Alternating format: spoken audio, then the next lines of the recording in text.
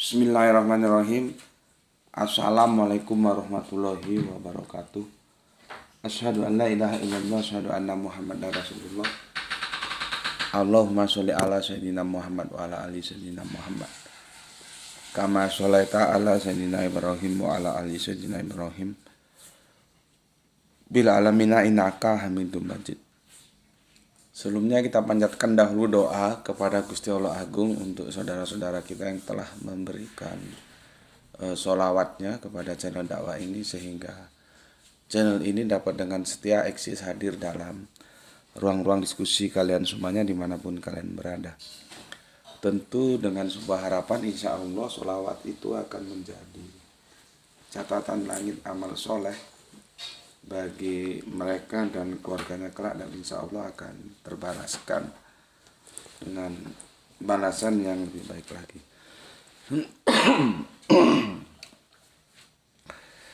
Kemudian untuk seluruh power terkasihku dimanapun kalian berada, aku ucapkan terima kasih atas apresiasinya. Semoga selalu always dan tidak pernah never. Tetaplah bertumbuh menjadi satu pribadi tangguh yang anti skip dan anti download.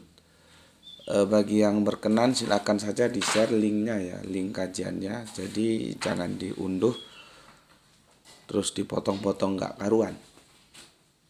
Apalagi dilanjutkan diunggah ulang, itu bisa bikin rusak jadinya ya, merusak pesan-pesan yang mau disampaikan.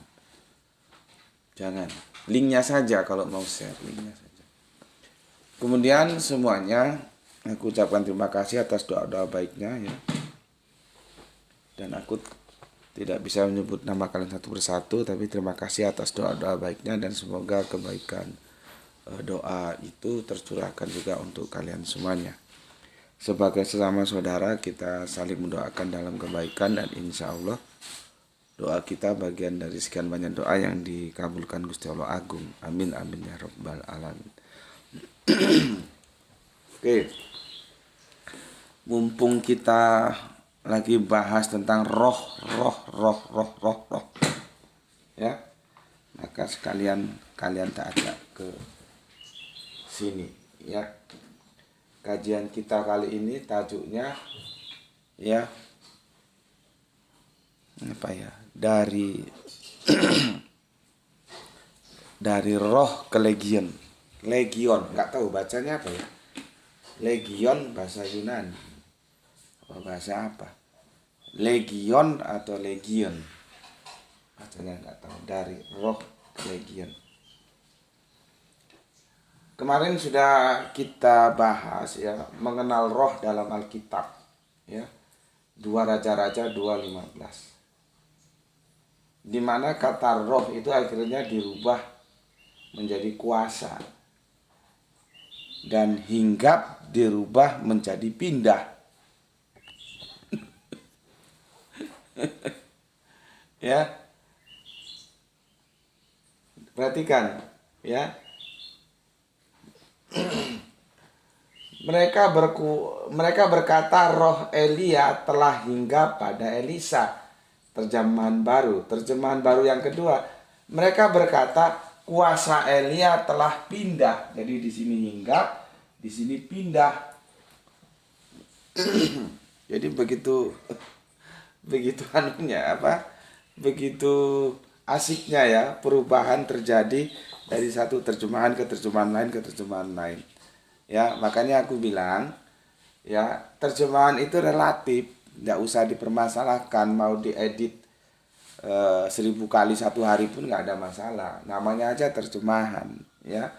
Yang jadi masalah itu original teksnya, yang dalam bahasa orinya ya. Dan kita merasa bangga dan kita menjadi proud. Al-Quran itu ada dan terjemahannya ada. Artinya kita memiliki kitab suci dan memiliki terjemahan kitab suci, bukan hanya terjemahannya doang ya. Seharusnya aku jelaskan begini, ngertilah ya. Jangan terus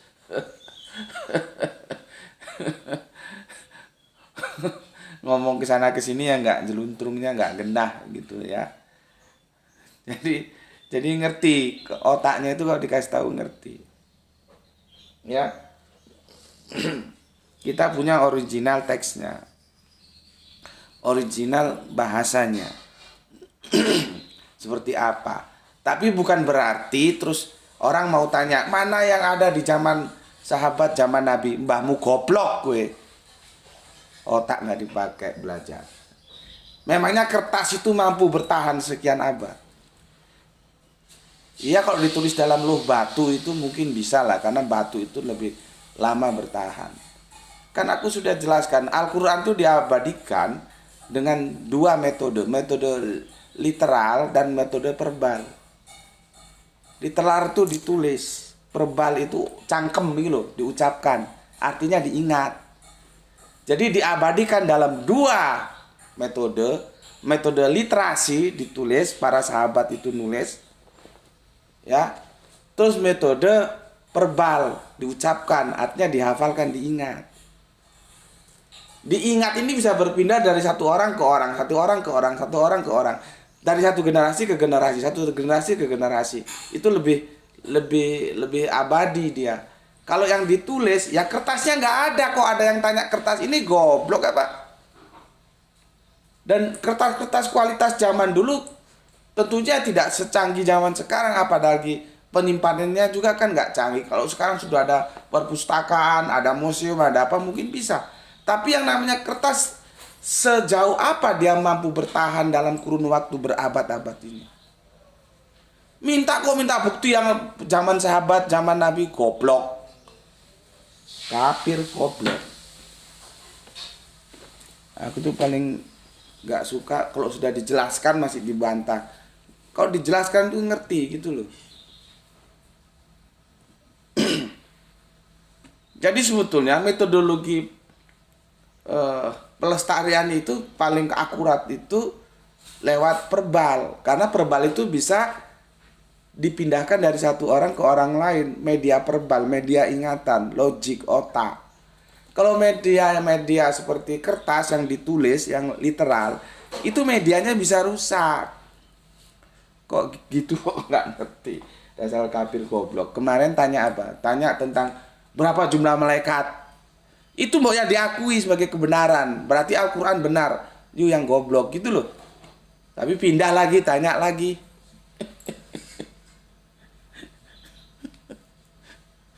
Sebetulnya gampang kok ya. Melihat itu kitab suci atau bukan. Lihat aja, mengujinya dengan cara koherensi dan korespondensi. Ular makan debu itu jelas salah. Itu kesalahan koherensi, karena tidak ada namanya ular makan debu. Pelaporan Bible, khususnya Injil, jelas bermasalah. Berapa orang yang kemasukan setan, kemasukan roh jahat, nanti kan kita diskusikan. Di Matius berapa jumlahnya? 2 orang. Di Markus berapa jumlahnya? 1 orang. Ini kesalahan korespondensi. Berarti kan bukan kitab suci kalau begitu. Tapi bukan, kita nggak bisa mengatakan kitab sucinya salah, karena yang kita pegang itu terjemahan. Maka lebih bijak kita mengatakan terjemahannya ini salah. Masalahnya kalau kita beragama hanya pegang terjemahan, kan kemungkinan salahnya tinggi kalau kita tidak pegang originalnya. Itu loh. Jadi sulit. Makanya ya, kalau masuk ke channelku tidak dengan niat belajar, itu repot. Niatnya belajar, perkara iman tuh urusanmu. Mau diimani mau enggak sih kagak masalah. Tapi belajar supaya otaknya nggak geblek gitu loh. Kok dijelaskan ngerti. Berapa kali gue menjelaskan bahwa pembelajaran, ya, studi yang dilakukan Kanjeng Nabi itu ketika dia menurunkan, nah, nanti aku bilang menurunkan juga, jangan dibayangkan dari atas, dari langit ke bawah. Al-Quran itu sering menggunakan diksi menurunkan. Aku juga sudah ulang-ulang kali. Sang guru silat itu menurunkan ilmunya kepada para murid. Terus menurunkan gimana itu maksudnya? Apa guru silat ini ilmu silatnya diturunkan dari atas ke bawah gitu? Menurunkan itu artinya diajarkan atau mengajarkan. Jadi ketika Kanjeng Nabi menurunkan Al-Quran, ya kepada para sahabat, itu dua metodologi langsung yang digunakan, verbal dan literal. Yang paling eksis ya verbal, karena dia bisa diajarkan dari satu orang ke orang yang lain. Orangnya mati, orang lain sudah ada yang hafal. Nanti orangnya itu mati lagi, orang lain sudah ada yang hafal sampai sekarang ini. Nah kalau literal itu ada media tulisan, kertas-kertas atau apalah dulu, pelepah apa yang ada bisa digunakan. Dan itu tidak abadi, mesti rusak. Kok ditanyakan, goblok? Ya, karena niatnya nggak belajar. Jadi dia berusaha mencari kelemahan. Kok di sini kita tidak mencari kelemahan, tapi membicarakan kelemahan ini bagaimana sih cara menyelesaikannya gitu loh. Makanya gue nggak ada masalah ini. Mau di TB dikatakan mereka berkata roh Elia telah hinggap pada Elisa, terus direvisi. Mereka berkata kuasa Elia telah pindah pada Elisa. Gue nggak ada masalah karena memang ini terjemahan. Itu loh ya. Suka-suka aja. Ya, suka-suka aja.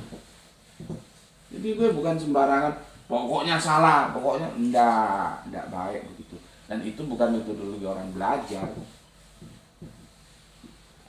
Di sini ini kan kita belajar.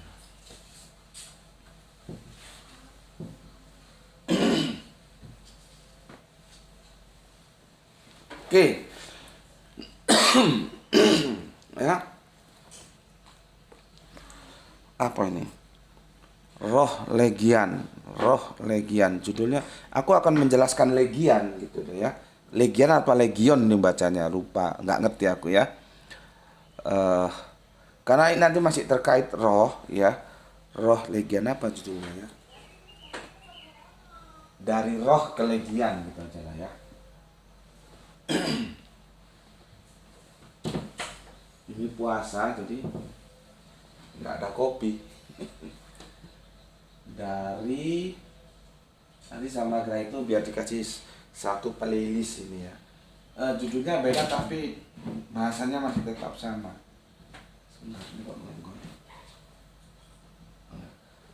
Dari roh ke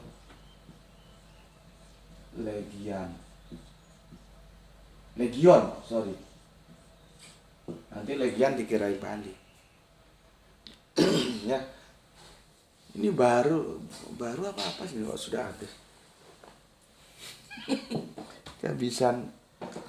Coba tak pakai kan. Tapi semoga nampak ya.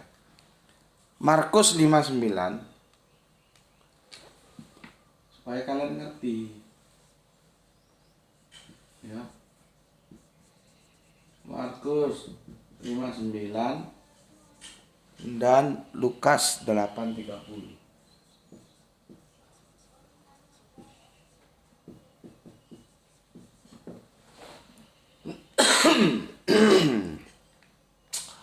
Alhamdulillah, masih batuk-batuk juga. Oke. Sebetulnya kalau aku tanya roh itu bisa pindah-pindah nggak sih? Pindah dari satu ke lain, bisa pindah nggak? Makanya kalau kita baca Alkitab itu, kalau sudah menyangkut tentang roh itu kadang-kadang nggak jelas ini roh apa sih maksudnya. Maka jadilah Roh Kudus. Kan katanya penjelasan singkat ini ya, buku guiding, buku pengantar. Pengantar kita untuk ke terjemahannya. Tak taruh mana terjemahan baru, sebentar. Nah, ini satu paket nih. Ya, jadi ini mengantar ke sini gitu.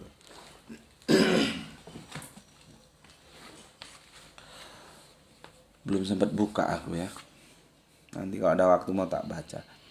Kan begini argumentasinya. Kenapa ya 2 Raja-Raja 2:15 itu direvisi lagi dari terjemahan baru ke terjemahan baru yang kedua? Alasannya begini. Terjemahan harafiah dalam Alkitab TB ya, terjemahan baru, dapat menimbulkan kesan bahwa roh manusia dapat berpindah dari satu pribadi ke pribadi yang lain. Kan? Jadi masalahnya di sini dia sudah ikat roh manusia gitu ya. Karena ini memang masalahnya adalah Elia dan Elisa yang menjadi pembicaraan ya. Jadi ya Elia dan Elisa itu manusia, artinya nabi ya, nabi itu manusia. Makanya Yesus itu ya manusia. Ya. Yesus itu ya manusia gitu ya. Oke. Terjemahan harafiah dalam Alkitab TB dapat menimbulkan kesan bahwa roh manusia dapat berpindah dari satu pribadi ke pribadi yang lain. Nah, roh manusia loh ya. Pertanyaannya kalau roh bukan roh manusia bisa pindah nggak? Maka kalau kita baca nanti yang akan kita bahas di sini, roh itu bisa pindah. Dan roh itu banyak, ada roh Allah, ada roh jahat, ada roh kebenaran nanti ketika kita menuntaskan engkau kan nabi yang akan datang. Jadi di sini roh, di sana roh. Di tengah-tengah pohon melati.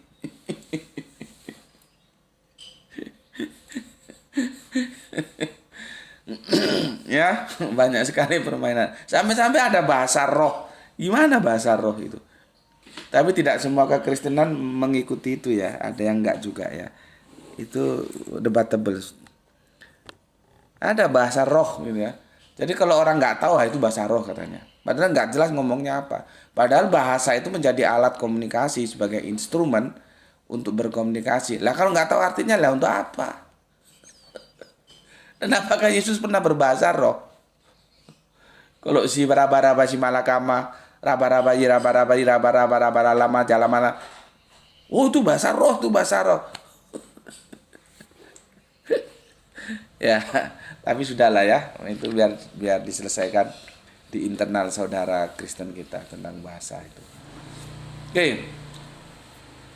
Pemahaman demikian mungkin lazim dalam keyakinan masyarakat tertentu, tetapi sungguh asing dalam pandangan Ibrani tentang manusia. Dengan mempertimbangkan cakupan makna yang luas dari kata Ibrani, ruah. Jadi roh itu ruah ya.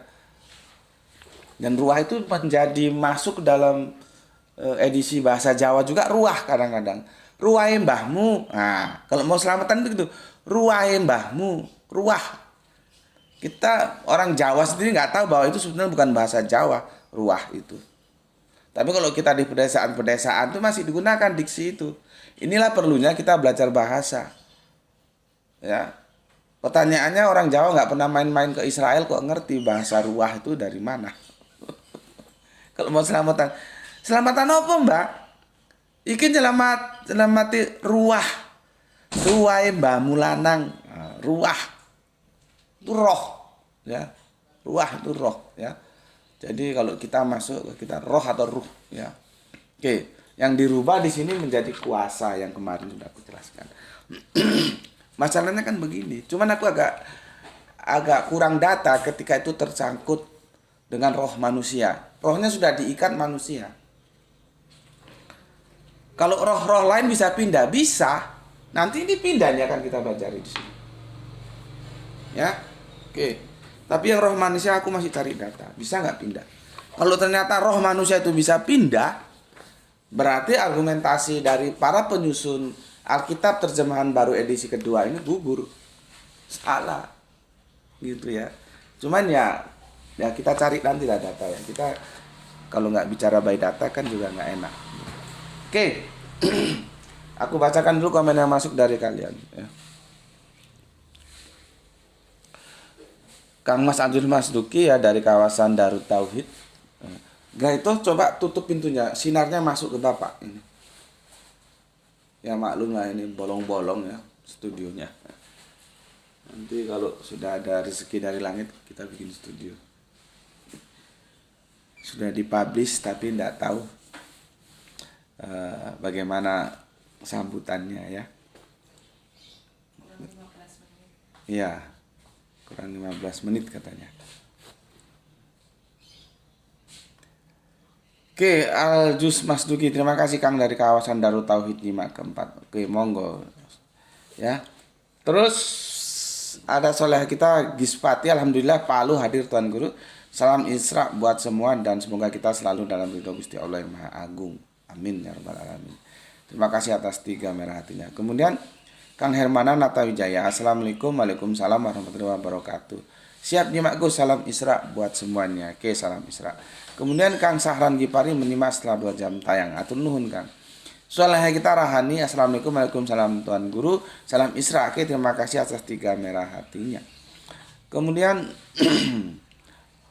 Kang Yudi, assalamualaikum Gus, waalaikumsalam. Welcome back again Gus. Yang menakwan itu roh gentayangan di malam Jumat Kliwon. Salam Isra. Salam Isra juga. Ya Sri Salah, assalamualaikum, waalaikumsalam Gus. Izin nyimak dari Lampung. Lampung mana kamu? Ya. Terima kasih atas 3 merah hatinya. Lampung mana?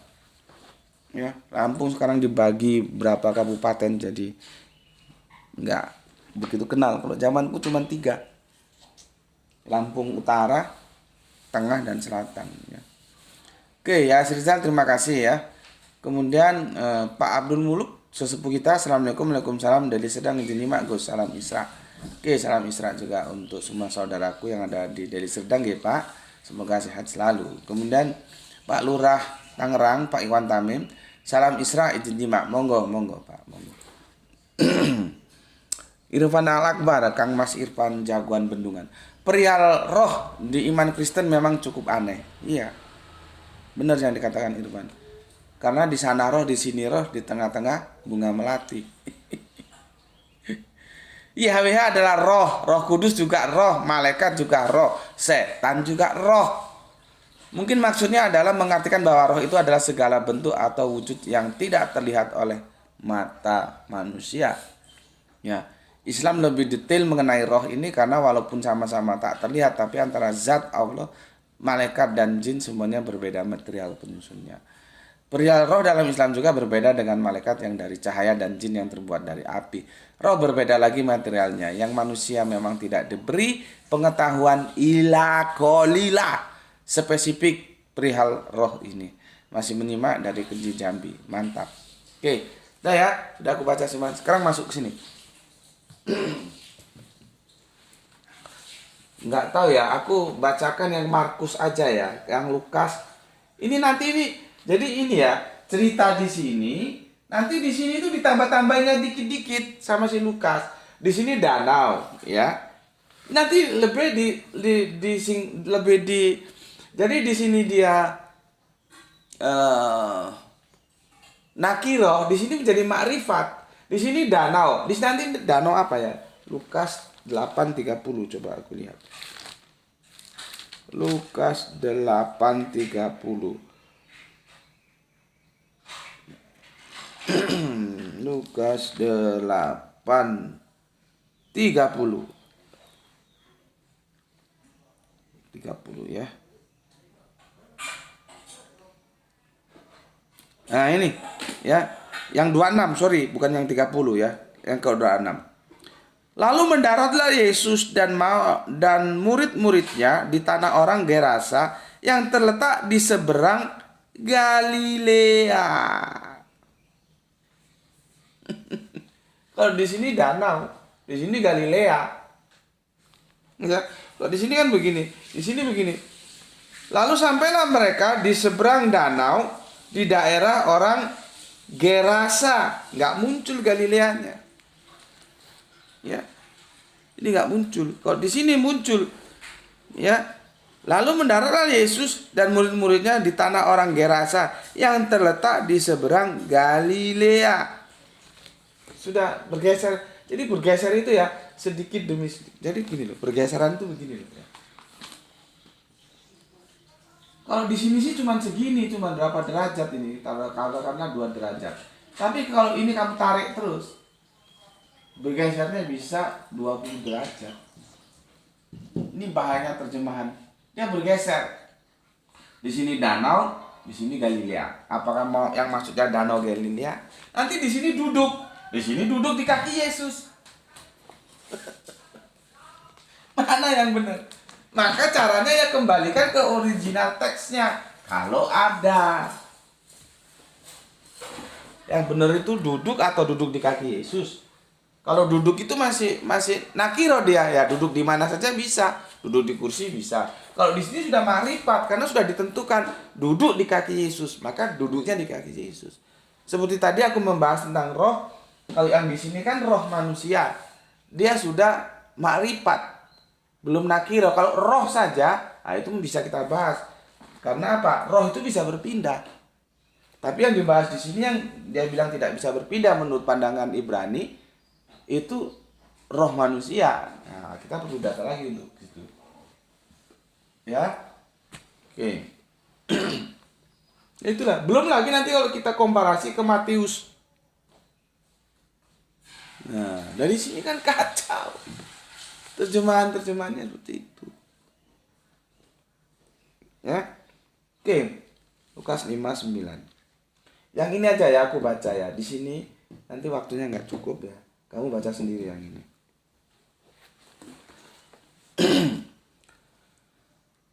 Yesus mengusir roh jahat dari orang Gerasa. Yang jumlah orangnya ada yang bilang 1, ada yang bilang 2. Nggak akur ya. Antara Markus, Lukas itu akur 1 orang, seorang. Tapi nanti kita dekatkan dengan Matius, beda. Matius 2 orang katanya. Oke, aku baca. Lalu sampailah ya, Markus 5:1 ya. Lalu sampailah mereka di seberang danau daerah orang Gerasa. Baru saja Yesus turun dari perahu, datanglah seorang loh ya kalau di sini ya, yang kerasukan roh jahat. Perhatikan, roh jahat. Kalau roh jahat ini bisa berpindah-pindah. Masalahnya yang ditulis di sini roh manusia. Itu loh. Roh jahat ya. Kerasukan roh jahat dari pekuburan menemui dia. Ya. Orang itu diam di sana dan tidak seorang pun lagi yang sanggup mengikatnya sekalipun dengan rantai.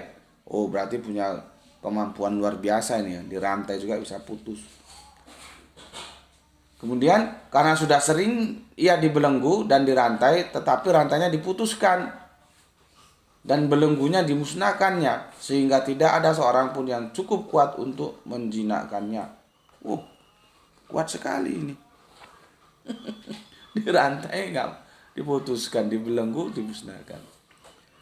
Siang malam ia berkeliaran di pekuburan dan di bukit-bukit sambil berteriak-teriak dan memukuli dirinya dengan batu. Ya. Ketika ia melihat Yesus dari jauh, lihat ini, berlarilah dia mendapatkannya, lalu menyembahnya. Lihat, menyembahnya apa? Proskweno atau yang lain. Yesus disembah, iya, tapi kembalikan ke original teksnya. Jangan terus wah ini Allah, kenapa Yesus disembah? Goblok tuh ya. Ya. Ketika ia melihat Yesus dari jauh, berlarilah ia mendapatkannya lalu menyembahnya. Dan dengan keras ia berteriak-teriak, apa urusanmu dengan aku, hai Yesus anak Allah yang maha tinggi? Ya. Jadi orang kerasukan setan aja masih sadar. Orang kerasukan roh jahat aja masih sadar. Orang yang terganggu aja masih sadar bahwa Yesus itu adalah anak Allah, bukan Allah. Gerah itu bukan Gus Beti, karena dia anaknya Gus Beti. Anaknya Gus Beti pasti bukan Gus Beti. Siapa Gerah itu? Anaknya Allah pasti bukan Allah. Simple kan? Demi Allah, nah ya ini si yang orang kerasukan roh jahatnya sumpah ini. Demi Allah jangan siksa aku. Jadi dia sama semua orang tidak takut, justru semua orang takut sama dia yang kerasukan roh jahat. Tapi sama Yesus dia takut, nah tunduk gitu loh ceritanya ini ya. Ya, demi Allah jangan siksa aku, karena sebelumnya Yesus mengatakan kepadanya, hai engkau roh jahat lagi, keluar dari orang ini. Kemudian ia bertanya kepada orang itu, siapa namamu? Ya. Jadi ada orang kemasukan roh jahat. Roh jahatnya disuruh keluar sahabat Yesus. Berarti roh jahat bisa pindah nggak? Bisa. Nah buktinya disuruh keluar kan. Keluar itu kan berpindah secara geografis. Dari di dalam menjadi di luar. Bisa roh jahat. Tapi yang masalahnya di buku ini itu roh manusia. Bisa pindah nggak? Dari satu manusia ke manusia lain. Kalau di sini kan menghindari itu, maka roh Elia ya yang hinggap kepada Elisa dirubah menjadi kuasa Elia. Ya. Oke. Ini kajiannya sangat jelimet, jadi kamu harus ikuti ya. Oke, kemudian dia bertanya kepada orang itu, siapa namamu? Nah, jadi Yesus tanya orang yang kerasukan setan itu ya. Siapa namamu? Jawabnya, namaku adalah Legion karena kami banyak. Legion.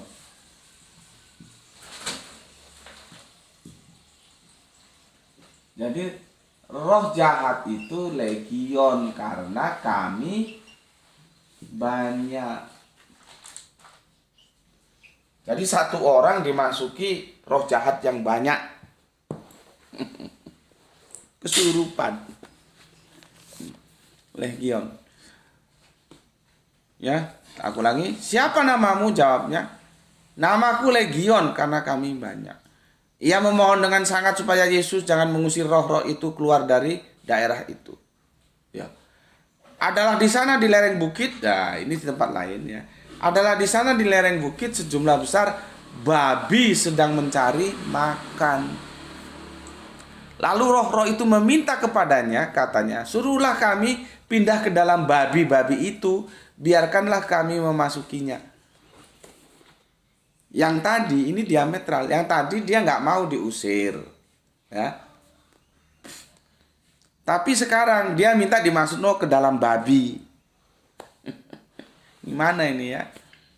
Nggak connect, tapi ya sudahlah kita ikuti aja narasinya ya. Ya. Adalah di sana di lereng bukit ya sejumlah besar babi sedang mencari makan. Lalu roh-roh itu meminta kepadanya, katanya, suruhlah kami pindah ke dalam babi itu, biarkanlah kami memasukinya. Yesus mengabulkan permintaan mereka, lalu keluarlah roh-roh jahat itu dan memasuki babi-babi itu. Kawanan babi yang kira-kira 2000 babi. Bayang loh berapa kandang itu. Ya ceritanya memang begitu. Gue kan baca apa adanya gitu ya. Lu paling mikir gimana ceritanya kok bisa 2000 babi. Ya memang teksnya begitu kok. Ya. 2000 babi jumlahnya itu terjun dari tepi jurang ke dalam danau dan mati lemas di dalamnya. Lah kalau rohnya sudah dimasukkan ke babi, babinya 2000 semua terjun ke danau dan mati lemas, lah rohnya kemana sekarang? Ya. Maka larilah penjaga-penjaga babi itu dan menceritakan hal itu di kota dan di kampung-kampung sekitarnya. Gue juga heran, masa ada penjaga babi? Apa babi diternak di sana? Lalu keluarlah orang untuk melihat apa yang terjadi. Mereka datang kepada Yesus dan melihat orang yang kerasukan itu duduk. Nah, nanti kalau di sini duduk di kaki Yesus, di sini duduk. Di sini danau, di sini Galilea. Kacau. Duduk ya. Sudah berpakaian dan sudah waras karena roh jahatnya sudah diambil sama Yesus, pindah ke babi. Ya. Duduk sudah berpakaian dan sudah waras orang yang tadinya kerasukan legion. Legion ya. Maka takutlah mereka. Orang-orang yang telah melihat sendiri hal itu menceritakan kepada mereka tentang apa yang telah terjadi atas orang yang kerasukan setan itu dan tentang babi itu. Lalu mereka mendesak Yesus supaya ia meninggalkan daerah mereka. Ini yang perlu kalian pahami. Yesus menolong orang, justru setelah ditolong orangnya, kenapa Yesus disuruh pergi? Meninggalkan segera tempat di mana dia menolong orang. Ya. Sekarang nggak bisa kita selesaikan ya, insya Allah besok karena waktunya limited ya. Oke, pada waktu Yesus naik lagi ke dalam perahu, orang yang tadinya kerasukan setan itu meminta supaya ia diperkenankan menyertai dia. Yesus tidak memperkenankannya, tetapi ia berkata kepada orang itu, pulanglah ke rumahmu, kepada orang-orang kampungmu, dan beritahukanlah kepada mereka segala sesuatu yang telah diperbuat oleh Tuhan atasmu. Nanti bermasalah lagi nanti. Di sini Tuhan, di sini jadi Allah. Yesus dialahkan di sini. Kacau terjemahannya. Ya. Kamu baca nanti di satu perikop penuh. Satu perikop penuh ya, kamu tahu ya. Dan bagaimana ia telah mengasihi engkau? Dua orang itu pun pergilah dan mulai memberitakan ya di daerah Dekapolis. Deka itu berapa? 10 ya. Dekapolis, segala apa yang telah diperbuat Yesus atas dirinya, dan mereka semua menjadi heran. Itu satu perikop sudah aku baca. Insya Allah besok kita lanjutkan. Pertanyaannya, cerita ini ya tentang legion ini itu harafiah atau metafora? Untuk kamu menjawabnya, kamu cari dulu legion itu artinya apa. Nanti aku jelaskan. Kalau aku kasih tahu sekarang ya kamu nggak mau belajar nanti, maunya terima bersih. Legion itu artinya apa? Ya, ingat pertanyaanku. Pertama, kamu baca ini, nah nanti baca ini juga. Tadi aku nggak sempat baca ini ya. Baca ini, ya. Terus coba kamu bayangkan, kamu cermati kisah yang ditulis dalam Markus ini, dalam Lukas ini tentang legion, yaitu roh jahat ini. Ya, makanya dari roh ke legion. Ini harafiah atau metafora? Untuk menjawab ini harafiah atau metafora, kamu harus cari dulu legion itu artinya apa. Kan orang sekolah Alkitab juga geblek nggak tahu tentang kisah ini. Dia terjebak.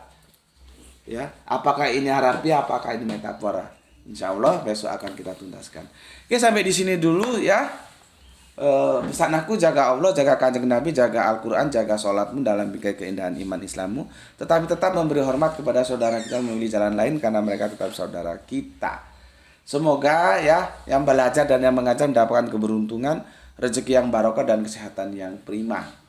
Ya, terima kasih telah mengalokasikan waktu untuk ngaji barengku seperti di channel ini. Salam Isra Islam rasional. Alhamdulillahirabbil alamin.